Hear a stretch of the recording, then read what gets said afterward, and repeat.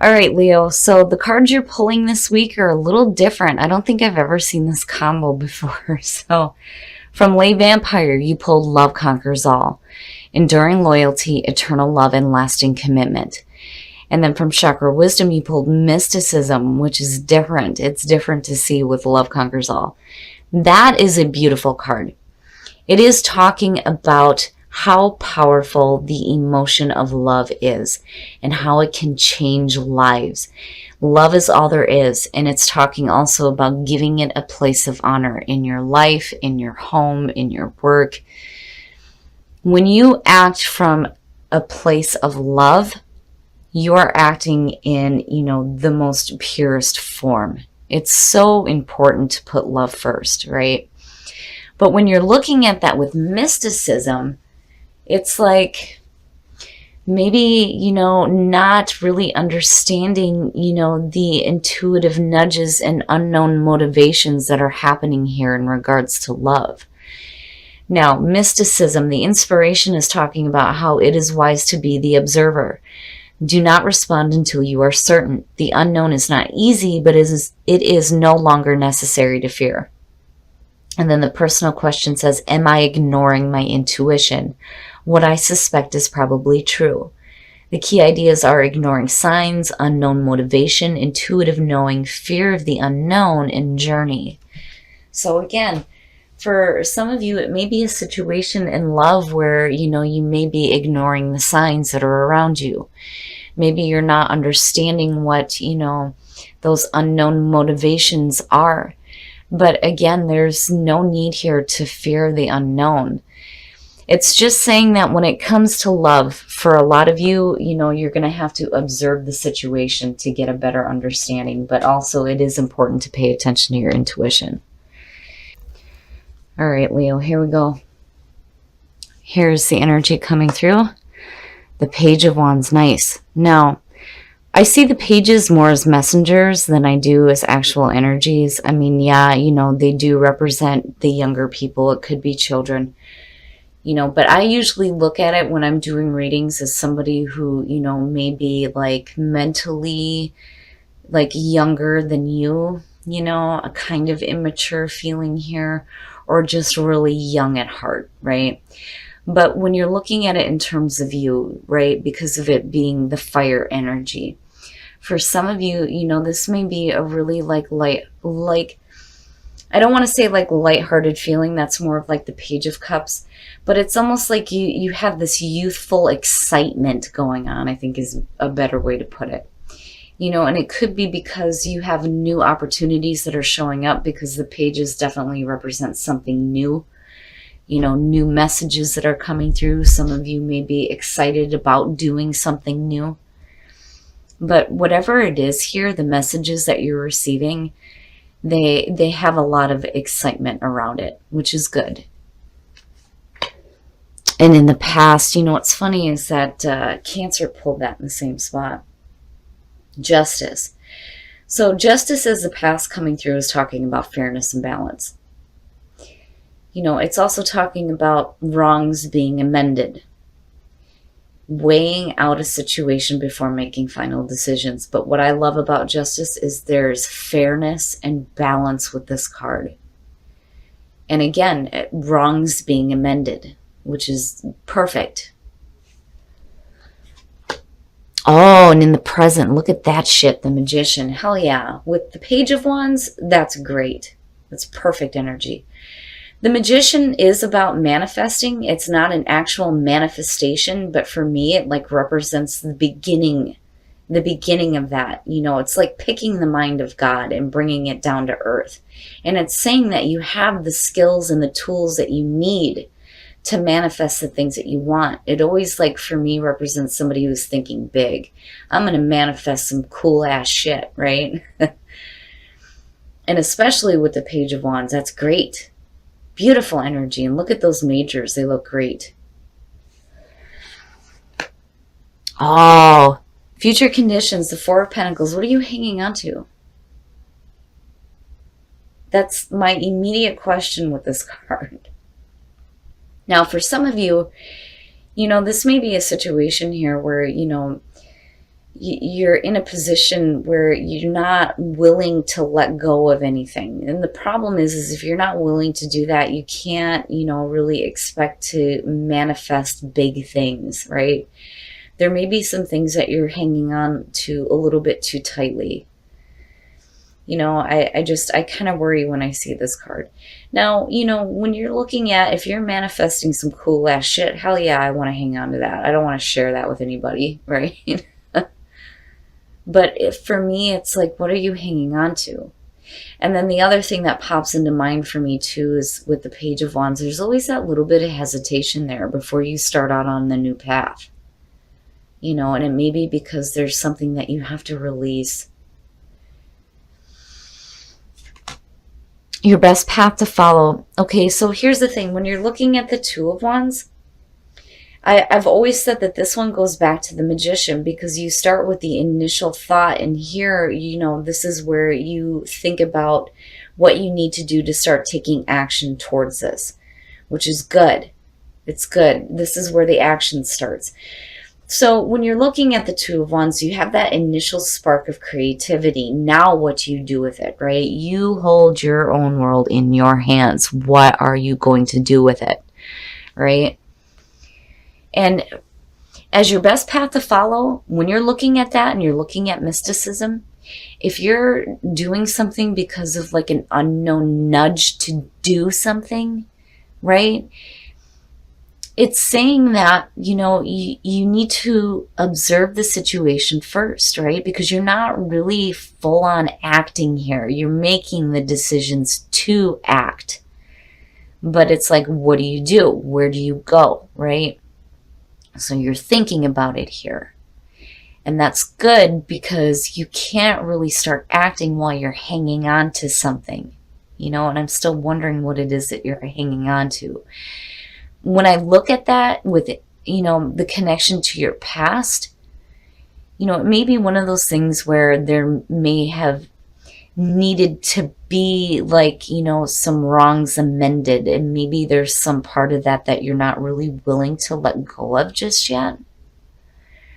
But this energy looks really good, and so does the Page of Wands. It's just, hey, you need to think about things first before you start acting, and it's like almost, you need to understand that there are some things that you're going to have to release before you start doing some major manifesting, right? Nice, nice. So in your environment, looking at the Magician and looking at the world is really great energy. Basically, you're going from, the ending of the majors, like major events happening, and you're going into the new beginning, right? The Fool is, it's both. It is the beginning and the end. But when you're looking at the world and going into the Magician is good. And when I'm looking at the world connected to justice, basically it's saying that whatever was going on in the past has ended successfully. It is the successful completion. It's feeling accomplished, feeling like you're on top of the world, right? It's a beautiful energy. It's one of those endings that I like to see. It's different than looking at like the Wheel of Fortune, because that to me is saying that another cycle is happening. This is more, the ending, the successful ending, and the door opening to the brand new beginning. But things have completed themselves in a very good way, especially with justice being there. It looks really good. Oh, Leo. Speaking of love, there's the Ace of Cups. Seeing that in your hopes and fears, I'm looking at you wanting to manifest a new beginning here, a new emotional beginning. And there's some passion behind this too. And this may be a situation here where this opportunity is opening up because of a completion that is happening, right? When you're looking at the Ace of Cups, it is love. It is about love. New relationships, a new beginning in a relationship. It also has to do with the connection to spirit, right? In looking at mysticism, yes. Yeah, getting a deeper connection when it comes to your intuitive nudges. But the Ace of Cups coming out of the world, that's a beautiful beginning. Beautiful. And as long as you place your focus on that, there's no reason why you wouldn't be able to manifest it. But, don't hang on too tightly to things that are completed. You don't want to have that hold you back. Oh, shit. Leo, wow. The Ace of Swords and the Ace of Cups. And then you have the Magician and the Two of Wands. Jesus. Woo! That looks really good. Really, really good. Here's the thing. When you're looking at it connected with the Four of Pentacles, basically, you're going to get clarity. You're going to get understanding. It's knowing the truth, speaking the truth, seeing the truth. It is absolute mental clarity. And it is about having new, fresh ideas and thinking big, especially with the Magician, right? Speaking your truth. It's great. And I think that, you will intuitively know that there are things that have to be released. And I'm not seeing anything bad that needs to be let go of. It's just one of those things where, if you've had to deal with like wrongs that needed to be amended, you have to remember that it's over and done with. You are looking at new beginnings, absolutely new beginnings, right? And you are manifesting some cool ass shit. Hell yeah. But I do think that, when you're doing the thinking here about what action you need to take, there's also that need here to think about, these things too that need to be released, because intuitively that it's over with. It's done, but it's done in a way where, it's not going to be a painful ending or an overwhelming ending. It's none of that shit. It has successfully completed itself. It is over with. That part, that chapter in your life is done. You are opening up to beautiful, beautiful beginnings, Leo. Beautiful.